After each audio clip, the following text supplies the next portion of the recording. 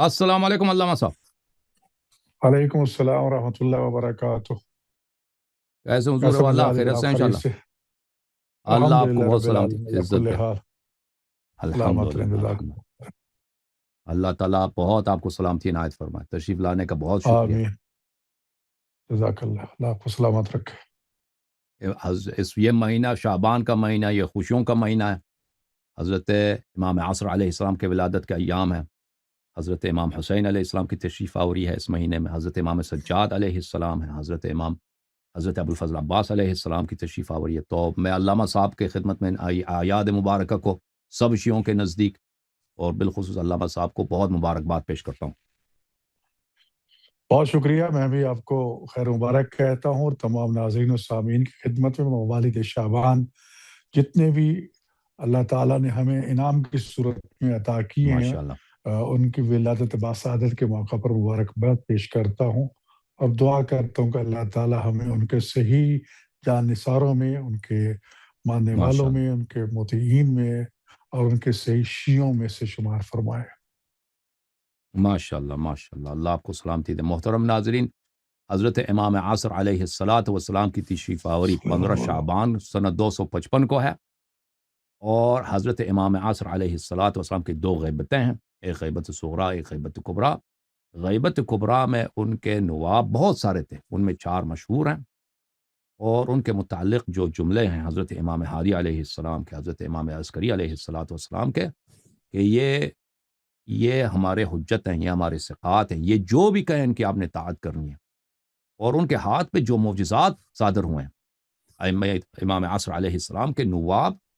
یعنی وہ اصل میں امام زمانہ علیہ السلام کے معجزات ہیں، ایسے کرامات، ایسے معجزات کہ محیر العقول، اور کثرت کے ساتھ کہ لوگ آتے تھے دور دراز علاقوں سے، ہدایا لاتے تھے، اموال لاتے تھے امام علیہ السلام کی بارگاہ میں۔ تو حضرت امام علیہ السلام کے جو نائبین ہوتے تھے ان کے خدمت میں پیش کرتے تھے۔ بعض دفعہ ہر دفعہ مثلا اکثر یہی ملتا ہے کہ وہ یہ کہتے تھے کہ بھئی جو تم مال لے کے آئے ہو تھیلے میں،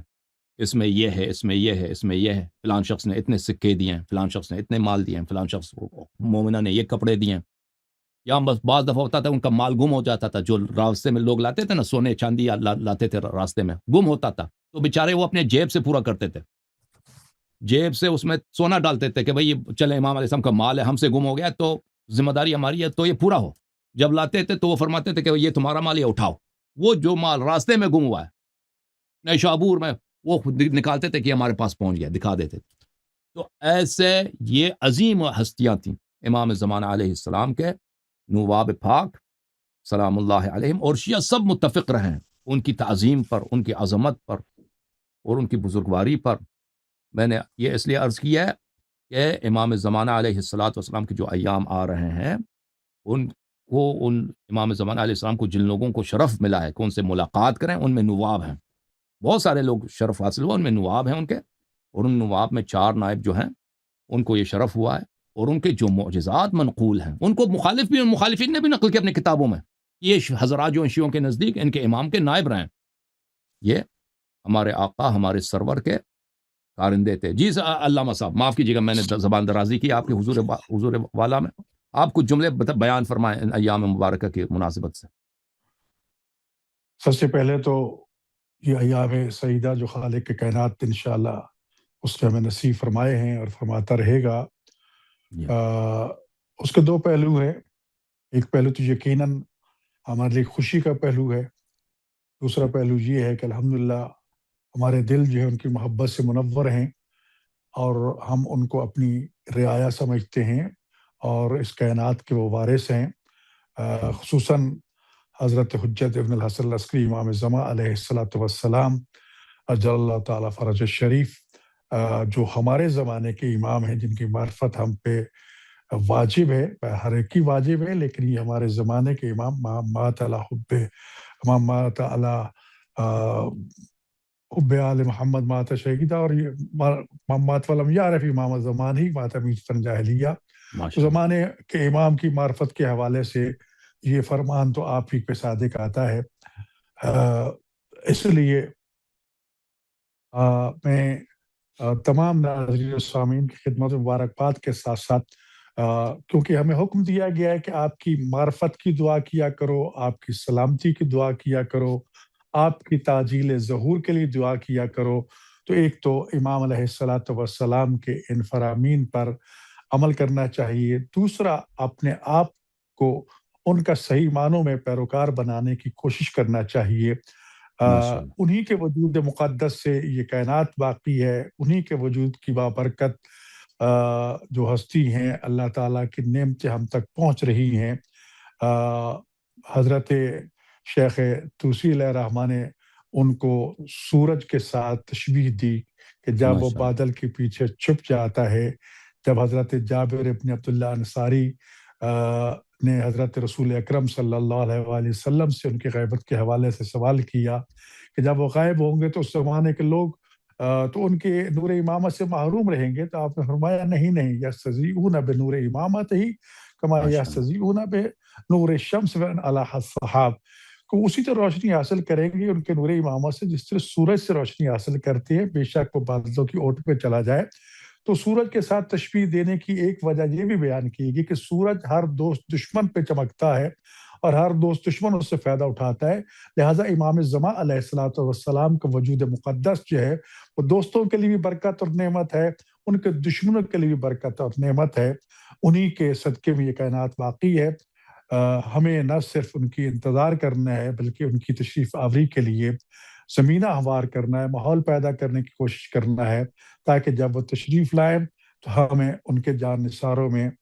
شامل ہو نصیب۔ اور یہاں ایک بات میں عرض کیا کرتا ہوں، اگرچہ آپ نے جس طرح نواب اربع کی خصوصیت کو بیان فرمایا، تو امام زمان علیہ الصلوۃ والسلام کے جان نثاروں کی جو 313 کی تعداد روایات موجود ہے اصحاب بدر کے حوالے سے، تو یہ 313 سن کے بہت چھوٹا سا عدد ہے، بہت سے لوگ پریشان ہو جاتے ہیں۔ ٹھیک ہے، ان کا بہت بلند رتبہ اور مقام ہے، لیکن مایوس نہیں ہونا چاہیے کیونکہ یہ 313 تو کمانڈر ہیں اور ان میں ماشاء 50 اللہ، خواتین بھی موجود ہیں، انہیں مایوس نہیں ہونا چاہیے۔ اب ان کی زیر نگرانی لاکھوں کروڑوں ہو سکتے ہیں، اللہ تعالی ہمیں ان کے لشکر کے جاروب کشوں میں بھی شمار فرما لے تو الہی، یقیناً ہمارے لیے بہت بڑی سعادت ہے۔ زمانہ غیبت میں ماشاء اللہ، جیسا کہ نواب اربع کا آپ نے تذکرہ کیا، اس سے نیابت خاصہ جو ہے اس کے بعد نیابت عامہ کا جو دور شروع ہوا، اس کی بھی شرائط و قیود تو واقعاً بہت سخت ہیں، لیکن ایسے ایسے ہستیاں رہیں۔ شیخ مفید علیہ رحمہ کو آپ نے مفید کا لقب دیا، کتنے علماء کے ساتھ آپ کی توقیعات ہیں، خط و کتابت ہے، اور کتنے جی، ایسے خوش نصیب ہیں جن سے ان کی ملاقاتیں ہیں۔ تو بہرحال ایسے استغفار کرنے والے اور ایسے مقدس شخصیات اس دنیا میں موجود ہیں جن کا امام سے براہ راست رابطہ ہے۔ ہاں، ہم ایام حج ہوں، کربلا ہو، کتنے ایسے مقامات ہیں جہاں یقیناً ہم ان کو دیکھتے ہیں، ان سے ملاقات بھی ہوتی ہے لیکن پہچان نہیں پاتے۔ تو اصل چیز تو یہی کہا گیا کہ اللہ تعالی ہمیں ان کی صحیح معنوں میں معرفت عطا فرمائے، اور جیسا کہ روایات میں موجود ہے جب وہ ظہور فرمائیں گے تو بہت سے لوگ کہیں گے ان کو تو ہم نے کئی مرتبہ دیکھا ہے۔ تو دیکھنا اور بات ہے اور معرفت حاصل کرنا اور بات ہے۔ میں مبارکبادی کے ساتھ ساتھ سب ناظرین اور سب سے پہلے اپنے آپ کو یہ وصیت اور نصیحت کروں گا کہ ہمیں اپنے آپ کو اس قابل بنانا چاہیے کہ ہمارے ہر روز کے اعمال جو ہیں ان کی خدمت میں پیش ہوتے ہیں، ہمارے اعمال دیکھ کر وہ دل رنجیدہ نہ ہوں ماشاء بلکہ اللہ، ان کی زبان اقدس سے ہمارے لیے دعائیں نکلیں۔ یقیناً یہی ہونا چاہیے۔ اللہ ہمیں اس کی توفیق عطا فرمائے۔ بالکل صحیح فرما رہے ہیں ناظرین کرام کہ امام عصر علیہ الصلاۃ والسلام ہمارے اعمال کو دیکھتے ہیں، ہمارے اعمال ان پہ عرضہ ہوتے ہیں، اور وہ ہماری خطاؤں کو بھی دیکھتے ہیں، ہمارے نیک کاموں کو دیکھتے ہیں، جیسے اللہ تعالیٰ دیکھتا ہے، جیسے ملائکہ لکھتے ہیں۔ تو ہمیں یہ اگر ہم سوچیں تو یہ بھائی ہم کس غفلت میں ہیں، کس حالت میں ہیں۔ اللہ دیکھ رہا ہے، ملائکہ دیکھ رہے ہیں، اعمال حرزہ ہوتے ہیں، بلکہ اعمال حرزہ ہونے کے علاوہ اعمال کے وہ ناظر بھی ہیں، دیکھتے بھی ہیں ہمارے اعمال کو استغفر اللہ ہمیشہ۔ العظیم العظیم۔ تو میرے محترم ناظرین، اگر شیعہ حضرات اب ہمارے مفاتیح الجنان میں آپ دیکھ لیں تو وہاں پہ توسل ہے حضرت امام عصر علیہ الصلاۃ والسلام سے زندگی کے مشکلات میں، کیونکہ وہ ہمارے آقا ہیں، وہ ہمارے ولی ہیں، وہ ہمارے اللہ کی جانب سے ہمارے لیے غوث اور پناہ ہیں، اور جن لوگوں نے تشرف حاصل کیا، ان سے ملاقات کیا، بعض وہ توسلات ہیں جو حضرت سلام اللہ علیہ خود نے لوگوں کو سکھایا کہ کس طرح دعا کرو، اس طرح مجھ سے توسل لے لو، اور بعض توقیعات میں صادر ہوئی ہیں کہ تم امام زمانہ علیہ السلام سے جب گفتگو کرنا چاہو یا زیارت پڑھو تو اس طرح۔ تو میری جو خواہش ہے شیعہ بھائیوں سے کہ تمہارے امام، تمہارے مالک، ہمارے آقا، ہمارے ولی نعمت، جن کی برکت سے، جن کے صدقے سے اللہ تعالیٰ ہمیں سانس لینے کا موقع دیتا ہے، اللہ تعالیٰ ہمارے بچوں کو رزق دیتا ہے، جن کی محبت اور جن کی طاعت اور جن سے وفاداری کے لیے اللہ تعالیٰ نے ہمیں اور آپ کو خلق کیا ہے، ان زندگی کے لمحوں کو ہم ان کی قدر جانیں۔ اب جو زندگی کے لمحے غفلت میں گزر گئے، نادانی میں گزر گئے، وہ تو گزر گئے۔ اب جو ہے امام عصر علیہ الصلاۃ والسلام سے توسل، امام زمانہ علیہ الصلاۃ والسلام کی زیارت، امام زمانہ علیہ الصلاۃ والسلام کے لیے دعا۔ میں نے ملاقات امام زمانہ علیہ السلام سے جو ملاقات کے واقعات ہیں، میں نے اکثر ان میں دیکھا ہے کہ جو مشرف ہوئے امام زمانہ علیہ السلام نے ان سے فرمایا کہ کیا تمہیں پتہ ہے کہ مولا علی علیہ السلام اپنی دعا میں کیا کہتے تھے؟ بہت سارے لوگوں سے مشرف ہوئے تھے عرفات میں، حج میں، تو ہمیشہ یہ جملے رہتے تھے میرے مولا کے کہ فرماتے تھے کہ تمہیں پتہ ہے، شیعوں سے کہتے تھے کہ مولا امام علی علیہ السلام اپنے دعاؤں میں کون سے جملے کہتے تھے؟ تو شیعہ عرض کرتے تھے کیا فرماتے؟ پھر وہ مولا امام علیہ السلام کی کوئی دعا ان کو بتاتے تھے، یا حضرت امام سجاد علیہ السلام سجدوں میں کیا فرماتے تھے، یا امام جعفر صادق علیہ السلام اپنے نماز شب میں کس طرح التجا کرتے تھے، تو پھر فرماتے تھے کہ اس طرح وہ کہتے تھے۔ تو ان سے بخوبی واضح ہوتی ہے کہ امام علیہ الصلاۃ والسلام کی بہت چاہت ہے کہ شیعہ جو ہے اہل طاعت ہوں، اہل عبادت ہوں، اللہ تعالیٰ کے سامنے یہ جو الفاظ آئے ائمہ طاہرین علیہ السلام سے ہماری دعاؤں کی کتابوں میں، یہ اس لیے نہیں کہ دعاؤں کی کتابوں کو چوم لے وہ طاق پہ رکھ دیں، یہ اس لیے ہے کہ ہم اور آپ جو ہیں اپنی گناہوں کے انبار کو ہلکا کریں، اپنی روسیائی کو اشک دیدہ کے ساتھ اور ان دعاؤں کے بابرکت کلمات کے ساتھ دعائیں اور پاک کریں، اور امام زمانہ علیہ السلام جیسے اہل بیت علیہ السلام کے بہت سارے احادیث میں ان سے تقرب کا راستہ کیا ہے؟ وہ عبادت الہی ہے۔ ان سے یہاں تقرب میں کا ایک راستہ بات یہ کیا؟ بھی عرض کروں گا، جی سر بتائیں۔ جی ہاں، یہاں یہ بھی عرض کروں گا کہ ہم ائمہ معصومین علیہ الصلوۃ والسلام یا احکام الہیہ، احکام رسالت کو صرف تقرب اور ثواب کی نیت سے دیکھتے ہیں۔ جی ہاں، اگرچہ یہی اصطلاحات جو ہیں وہ اس لیے تھی کہ ہر وہ کام جو انسان کے فائدے کا ہے اس کو ثواب سے تعمیر کر کے ہمیں سمجھایا گیا، جو چیزیں نقصان دہ ہیں ان کو گناہ کے عنوان سے ہمیں سمجھایا گیا۔ انہی دعاؤں اور زیارات کا آپ تذکرہ فرما رہے تھے، دیکھیں اس میں ہمارے لیے پیغام موجود ہے۔ بالکل امریکہ میں 9/11 ہوا، 9/11 کے بعد اقوام متحدہ میں ایک کانفرنس تھی جس کا عنوان تھا ورلڈ پیس، عالمی امن۔ مجھے وہاں نمائندگی کرنے کا موقع ملا۔ کئی جی سر، دفعہ سوچا کہ میں یہاں اقوام عالم کے سامنے کیا پیغام رکھوں۔ کئی مرتبہ رسول اکرم صلی اللہ علیہ وآلہ وسلم کا یہ فرمان ذہن میں آیا کہ جب میرا 12واں ظہور کرے گا تو زمین کو عدل و انصاف سے اس طرح بھر دے گا جس طرح ظلم و جور سے بھر چکی ہوگی۔ ہم، کئی دفعہ ذہن میں آیا جھٹکا، لیکن بالآخر اس پہ قائم ہوا کہ مجھے تو اپنا ہی نظریہ بتانا ہے نا، لوگوں کا کیا ہے کیا نہیں۔ تو اقوام عالم کے سامنے، جس میں تقریباً ماشاء 110 ممالک کے مندوب موجود تھے، سربراہان حکومت موجود تھے، ان کے سامنے چیلنج کر کے میں نے کہا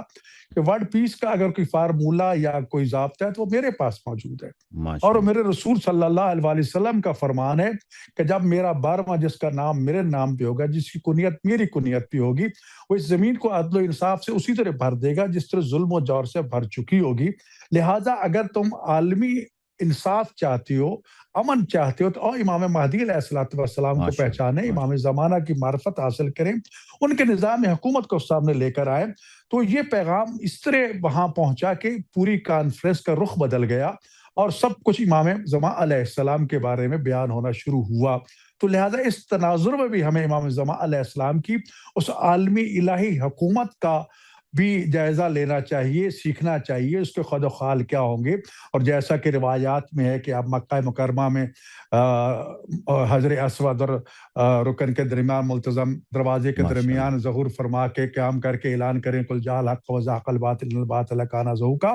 اور پھر وہاں سے حضرت عیسیٰ علیہ السلام کو حواریوں کو لے کر چلتے چلتے مسجد کوفہ میں پہنچیں گے، جہاں سب سے پہلا خلیفہ الہی حضرت آدم علیہ السلام تشریف لائے تھے اور فرشتوں نے وہاں انہیں سجدہ کیا تھا. حضرت امیر المومنین علیہ السلام نے بھی اسی مسجد کوفہ کو اپنا کیپٹل بنایا تھا. امام زمان علیہ السلام بھی اسی کو کیپٹل بنائیں گے. اور جب مسجد چھوٹی ہو جائے گی تو اصحاب عرض کریں گے مولا مسجد چھوٹی ہے تو حکم دے گا کوفہ سے کربلا تک مسجد بنائی جائے. 1000 دروازے پر مشتمل مسجد بنے گی ماشاء اللہ. اور وہاں سے وہ اللہ تعالیٰ کا وعدہ الہی کے پوری کائنات پہ اسلام کا غلبہ ہوگا وہ بھی صادق آئے گا. امام زمانہ علیہ السلام کی عالمی حکومت بھی صادق آئے گی. اور آج جب ہم کربلا اور نجف کو اور کوفہ کو دیکھتے ہیں خاص طور پر ایام 40 میں کہ بندے کے ساتھ بندہ جڑا ہے تو پتہ چلتا ہے کہ آج اگر کروڑوں افراد وہاں پر امام حسین اور مولا علی السلام مسجد کوفہ اور کربلا کے درمیان موجود ہیں تو ظاہری حالات و واقعات بھی ایسے ماشاء آ رہے ہیں کہ یہی امام کا کیپٹل ہوگا اور یہاں سے کائنات تک یہ پیغام پہنچے گا.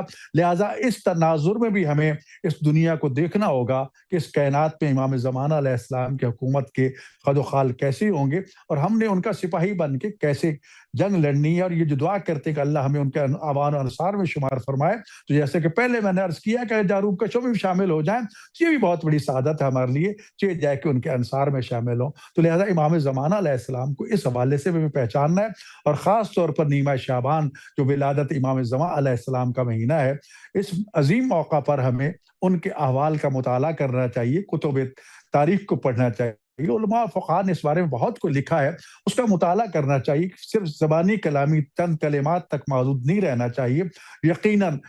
میں تو یہ عرض کیا کرتا ہوں کہ ہر مومن کو چاہیے کہ وہ ہر روز کچھ نہ کچھ وقت مخصوص کرے اور اپنے زمانے کے امام سے کھل کے باتیں کرے. اپنا درد ماشاء دل اللہ. بتائے. وہ سنتے ہیں وہ سمجھتے ہیں وہ پہنچاتے ہیں اور جواب بھی دیتے ہیں. میری یہ درخواست سب کے لیے اور اپنے لیے بھی یہی ہے.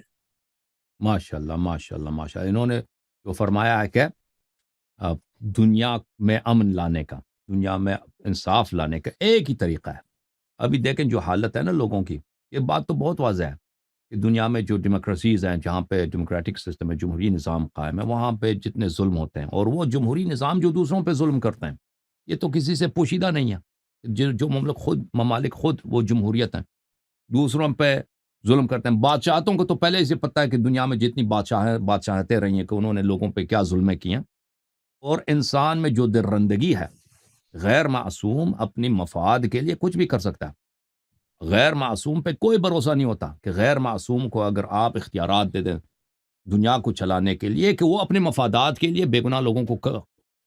مزید ان پہ ظلم نہیں کرے گا. اس کا کوئی گارنٹی نہیں ہے. چاہے قانون آپ لاکھ بنا دیں کہ اگر آپ ظلم کریں گے تو یہ آپ کو یہ ملے گا.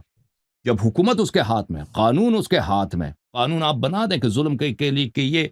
ظلم کرنے کا یہ انجام ہوتا ہے, اس کی یہ سزا ملتی ہے. جب وہ خود سزا دینے والا وہ خود ہے, وہ اپنے آپ کو سزا نہیں دے گا. لہٰذا میرے محترم ناظرین یہ بات بہت یعنی دن 2+2 2 + 2 4 اس طرح واضح ہے کہ انسانیت کے لیے غیر معصوم انصاف نہیں دے سکتا. انسانیت کو اسی لیے ہم شیعوں کا عقیدہ ہے کہ جو سربراہ ہوگا, جو لیڈر ہوگا, جو رسول صلی اللہ علیہ وسلم کے بعد مسلمانوں کا لیڈر ہوگا, جو قانون نافذ کرے گا وہ کون ہوگا؟ امام معصوم ہوگا. کیونکہ غیر معصوم پہ کبھی بھروسہ نہیں ہے کہ وہ کبھی خطا کرے گا یا کبھی عمدن وہ ظلم کرے گا. اسی کو تو ہم ایکسپیرینس کر رہے ہیں. تجربہ بار بار تجربہ ہو رہا ہے. جمہوریت کے ساتھ یہی تجربہ, پارلیمانی نظام کے ساتھ یہی تجربہ, مغربی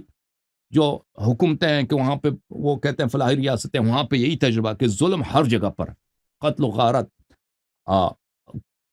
اور نعرے لگاتے ہیں انسانیت کے. تو میرے محترم ناظرین یہ اگر انسان سوچے نا, ابھی کہتے ہیں کہ ہمارے پاس مختلف مملکتیں کہتے ہیں کہ ہمارے پاس کوئی اور سسٹم ہی نہیں ہے. جو بہترین سسٹم ہے ملا ہے ڈیموکریسی ملا ہے, جمہوری نظام, اور اس میں بھی بہت ساری خرابیاں. وہی خرابیاں جو دوسرے نظام میں اسی جمہوریت میں, وہی ظلم غارت جو دوسروں میں ہوتا ہے نا, بادشاہتوں میں ہوتا تھا پرانے زمان, وہی جمہوری نظام بھی کر رہے ہیں. اب کسی کے پاس کوئی نتیجہ نہیں ہے اور یہ بہت واضح ہے کہ آپ کس کو وہ اختیارات دیں گے, وہ صدارت کے مقام پر یا وزارت اسلام پہ لگا دیں گے. جو بھی آئے گا اگر وہ اپنے وعدوں کو واپس لے لے, وعدوں پہ عمل ہمیشہ یہ ہوتا ہے, ووٹ لینے سے پہلے وعدے ہوتے ہیں, جب حکومت پہ آتے ہیں وعدوں پہ عمل نہیں کرتے, وہ کسی دوسرے کے مفادات یا اپنے مفادات کو آگے بڑھاتے ہیں اور لوگ مزید پس جاتے ہیں. تو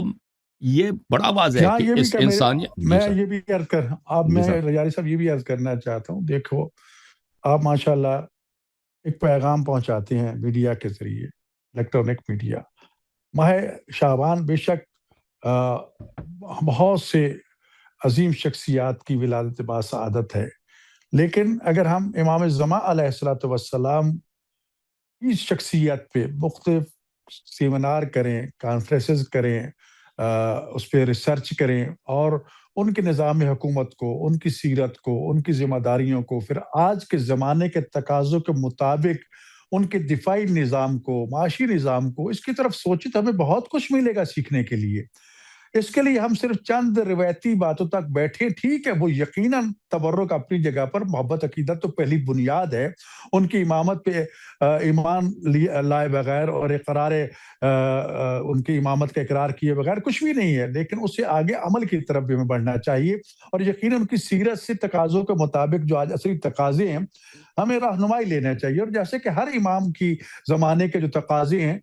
وہ اپنی جگہ تو بالکل مختلف ہیں، لیکن ہمیں اس زمانہ غیبت میں کہیں نہ کہیں ہر امام کے زمانے کے تکالیف بھی اور ان کی تبلیغات بھی اور ان کے جو بتائے اصول بھی ہیں اس سے رہنمائی ملتی ہے اور لینی چاہیے۔ یقیناً ہمارے لیے اس سے بڑا کوئی اصول و ضابطہ اور کوئی نظام حیات نہیں ہے۔ قرآن بھی لینا ہے تو ہم انہیں سے ہی سمجھیں گے، فرامین ائمہ معصومین راسخون فی العلم سے لیں گے، تو لہٰذا ہمیں ان چیزوں کی طرف، تعلیم و تربیت کی طرف اپنے نوجوان نسل کو، اپنے بچوں کو متوجہ کرنا چاہیے تاکہ ہم اس سے کچھ سیکھ سکیں۔ لوگوں تک بھی یہ موعظہ حسنہ کے ذریعے، حکمت کے ذریعے، دانائی کے ذریعے یہ باتیں ہمیں پہنچانی ہیں۔ لوگ یہ سننا چاہتے ہیں۔ ہم ایک روایتی انداز خطابت سے نکل کے تربیتی پروگراموں کی طرف آ جائیں تو یقیناً اس سے ہمیں ثواب تو یقیناً ملے گا ہی صحیح، لیکن اس کے ساتھ ساتھ ہم اپنے موالیان آل محمد جو ہیں ان کی تربیت بھی کر سکتے ہیں اور ان کو اس طرح متوجہ کر کے پوری دنیا میں ایک نمایاں مقام بھی حاصل کر سکتے ہیں۔ اور اس میں تو کوئی کلام نہیں ہے کہ دنیا جو ہے ائمہ معصومین علیہ الصلوۃ والسلام کی تعلیمات کو زندگی کے ہر شعبے میں ایک نمونے کے طور پر دیکھتی ہے، اور جب بھی اس کا گہرائی سے مطالعہ کرتی ہے تو یہ کہنے پر مجبور ہو جاتی ہے کہ اس سے بہتر کوئی نظام ہے ہی نہیں۔ اس میں تو اقوام متحدہ کی پوری ریسرچ موجود ہے، جس کی ٹیموں نے بار بار ریسرچ کی، خاص طور پر نظام حکومت کے حوالے سے، اور اس بات کا اعتراف سرکاری سطح پر اور کونسل کے کیا نام ہے متحدہ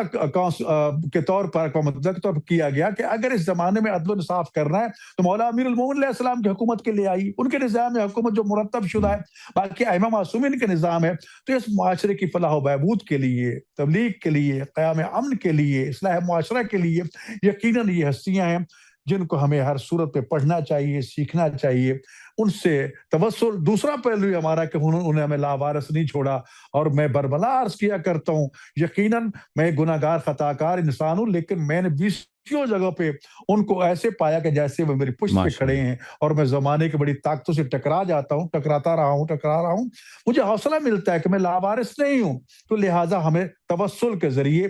ان سے رہنمائی بھی لینی چاہیے، ان کی جو تعلیمات ہم تک پہنچی ہیں اس پہ بھی عمل کرنا چاہیے، اور آپ کی عالمی نظام حکومت کے لیے مقدمہ سازی کرنا چاہیے۔ یقیناً وہ کربلا کے بغیر نہیں ہو سکتی، لہٰذا کربلا اور آل محمد سے وابستہ رہ کے ہم بہت کچھ سیکھ سکتے ہیں، اور آج اقوام عالم کا رخ جو کربلا کی طرف ہے یہ بھی مقدمہ ہے امام زمان علیہ السلام کے ظہور کا، اور علائم ظہور میں سے ایک ہے۔ اور میں تو یہ بھی عرض کرتا ہوں کربلا ایئرپورٹ جو ہے وہ زہری مادی وسائل کی طرف بھی نشاندہی کر رہا ہے کہ امام زمان علیہ السلام کے جان نثار کس طرح ان تک پہنچیں گے۔ تو یہ سارے علائم قریب سے قریب تر آتے جا رہے ہیں، تو ہمیں اس کے لیے تیار ہونا چاہیے۔ یقیناً ماہ شعبان المعظم جو ہے، جو رسول اکرم صلی اللہ علیہ وسلم اور امام حسین علیہ السلام کا مہینہ ہے، اس میں ہمیں بہت کچھ سبق مل سکتا ہے۔ ہمیں غور و فکر کرنا چاہیے، اس پہ سوچنا چاہیے، اور اس سے رہنمائی ضرور لینا چاہیے۔ علماء جو ذمہ داران ہیں ان کو بھی چاہیے، دانشور جو ہیں وہ کسی بھی لبادے میں موجود ہیں، کوئی ضروری نہیں ہے کہ وہ ایک روحانی لباس میں ہو، دانشور ہیں تو انہیں اپنا پیغام جو پہنچانا چاہیے۔ حکومتوں کا بھی یہ فرض بنتا ہے، حکمرانوں کا بھی یہ فرض بنتا ہے کہ اس کے لیے کام کریں، کیونکہ رسول اکرم صلی اللہ علیہ وسلم کا یہ فرمان کہ اگر میری امت کے 2 گروہ ٹھیک ہو گئے سارا معاشرہ ٹھیک ہو جائے گا، ایک عمرا اور ایک جو ہے وہ علماء، دانشور اور حکمران۔ تو ان سب کی ذمہ داری اور عوام کی ذاتی طور پر، افرادی طور پر، اجتماعی طور پر ہمیں جشن منانا چاہیے، یقیناً جشن ہے، لیکن اس کے ساتھ ساتھ ان کی تعلیمات پہ بھی توجہ دینا چاہیے۔ اس کی طرف میری درخواست ہوگی کہ ہم پوری جتنا ممکن ہو سکے ان کے فرامین کو، ان کی سیرت کو، ان کے کردار کو، جس نواب اربع کا تذکرہ آپ نے کیا، پھر اس کے بعد جب یہ نواب اربع کا سلسلہ بند کر دیا گیا، نیابت عامہ کا سلسلہ شروع ہوا، تو حالات و واقعات ایسے تھے کہ نمبر 2 عباسیوں نے نائب بنا کے بٹھا دیے، لوگ دھوکہ کھاتے، گرفتار ہو جاتے، شہید ہو جاتے، جس کی وجہ سے امام نے پھر اس نیابت خاصہ کا سلسلہ بند کر کے نیابت عامہ کا اعلان کر دیا۔ اس کی شرائط بہت سخت ہے، بہت ضروری ہے، کون اس پہ پورا اترتا ہے کون نہیں اترتا، بہرحال خدا جس کو چن لے اس کا انکار نہیں ہے، لیکن بہرحال نہ تو ہم ان نواب اربع کا مقام حاصل کر سکتے ہیں، نہ ہی ائمہ معصومین اس کے مقام کا تصور کر سکتے ہیں۔ یقیناً ان کی نوکری مل جائے تو اس کا بھی ہمیں تقاضا کرنا چاہیے، اس سے بڑی کوئی بات نہیں ہے۔ اور یقیناً وہ دعائیں، وہ مناجات، جو زیارات ہیں، اس میں ایک علم کا خزانہ پوشیدہ ہے، ہمیں اس سے بھی کسب فیض کرنا چاہیے، اس سے چیزیں نکالنی چاہیے۔ یقیناً مفاتیح الجنان ایک ہمارے لیے نعمت ہے، اس میں جتنی شیخ عباس قمی علیہ الرحمہ نے چیزیں جمع کی ہیں، بہت کچھ اس میں پیغام موجود ہے، اس کو بھی بات ترجمہ معنی مفاہیم کے ذریعے درس کی صورت میں، ماہانہ درس، 15 روزہ درس، ہفتگی درس، اس میں شامل ہو کر ہم یہ پیغام پہنچانا چاہیے۔ ماشاءاللہ۔ علامہ صاحب کچھ جملے دعا کریں، اللہ آپ کو جزائے خیر دیں۔ میں یہی عرض کروں گا، پھر وہی عرض کرنا چاہتا ہوں کہ مجھے جو اشارتاً آپ کے میزبان نے کہا تھا، اس میں غلط فہمیاں بھی عوام میں پیدا کی جاتی ہیں، عالمی سازشیں بھی ہمارے خلاف ہیں۔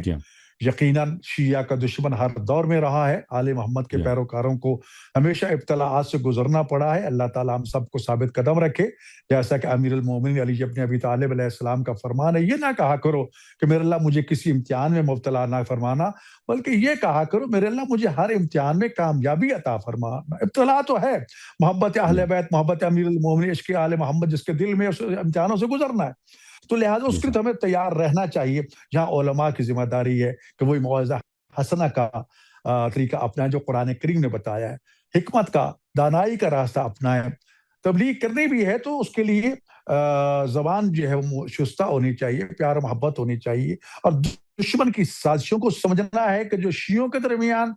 آل محمد کے ماننے والوں کے درمیان، اور اگر دائرہ وسیع کرے تو مسلمانوں کے درمیان جو افتراقات پیدا کر کے، غلط فہمیاں پیدا کر کے اس وحدت کو نقصان پہنچانے کی کوشش کرتے، اس دشمن کو بھی پہچاننا چاہیے، دوست کو بھی پہچاننا چاہیے۔ یقیناً دعا ذخیرہ آخرت کا بھی ذریعہ ہے، سلاح مومن بھی ہے، سلاح انبیاء بھی ہے، اور توسل آل محمد، اور خاص طور پر صدیقہ کبریٰ فی العالمین مظلومہ کائنات حضرت زہرا سلام اللہ علیہا کا وسیلہ جلیلہ، میں سمجھتا ہوں کہ تمام معصومین میں انتہائی مجرب اور انتہائی زودرس وسیلہ ہے، اس لیے کہ جب اس مخدومہ کائنات کو وسیلہ بنا کے اللہ کا حضور درخواست کرتے تو رسول اللہ متوجہ ہوتے ہیں، میرے بیٹی کو کون وسیلہ بنا رہا ہے،